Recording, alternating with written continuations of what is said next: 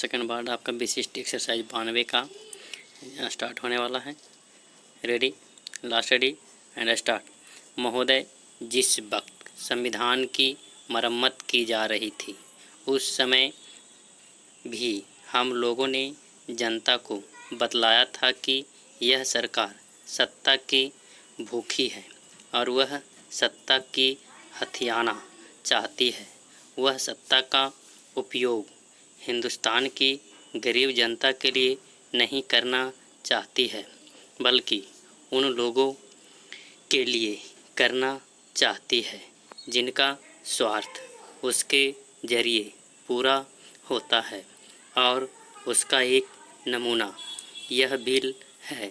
जिस समय select committee में इस बिल पर बहस हो रही थी तो उस समय भी सदस्यों ने सरकार से कहा कि वह मुआवजा देने जा रही है, उसका क्या आधार होगा। लेकिन भारत सरकार ने कभी भी इस बात की परवाह नहीं की कि वह इस बात की बतलाइए। जहाँ प्रजातंत्र है तो वहाँ प्रजातंत्र का मतलब यह होता है कि सरकार सारी संसद के प्रति जिम्मेदार होती है और वह सारी बातों को समझती है कि वह क्या कर रही है, वह ठीक काम कर रही है। इस चीज़ को संसद के एक एक सदस्य को समझना चाहिए।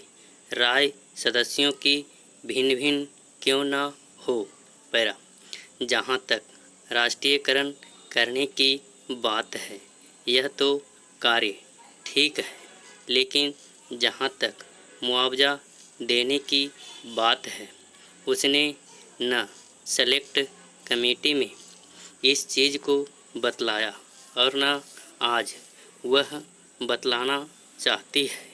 इसके पीछे कारण यह है कि सरकार स्वयं समझती है कि वह जो कुछ कर रही है गलत कार्य कर रही है और अपनी गलती को अपने मुंह से कबूल करना नहीं चाहती है। यही कारण है कि वह मुआवजे का आधार नहीं बतला रही है, क्योंकि वह समझती है कि हमारा बहुमत है और हम जो कुछ चाहेंगे करा लेंगे। कृष्णकांत जी जो कांग्रेस पार्टी के सदस्य हैं वे भी कहते हैं कि यह जो बिल लाया गया है यह गलत तरीके से लाया गया है। वह इस विधेयक को नामंजूर कर देना चाहते हैं, लेकिन वे कहते हैं कि हम लोग लाचार हैं क्योंकि हमारे ऊपर विहिप की वजह से भार आ जाता है कि हम इस बिल के संबंध में अपना मत दें। इस तरह से सरकार इस बिल को पास कराना चाहती है ताकि वह कह सके कि वह बिल भारी बहुमत से पास हुआ है। लेकिन सरकार उन सदस्यों की भावनाओं को नहीं समझ पा रही है जो इस बिल को अपने मन से विरोध करते हैं, लेकिन वे अपने मुंह से इस चीज़ को नहीं कह सकते हैं क्योंकि उनके सामने विहिप हैं।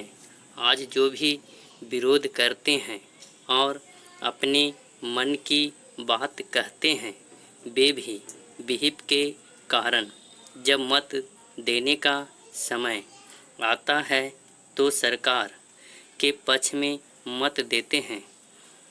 वो आज कांग्रेस का जो एकाधिकार है उसको अपने हाथ में रखना चाहती है ताकि वह उसे जिस तरह से चाहे काम में ला सके।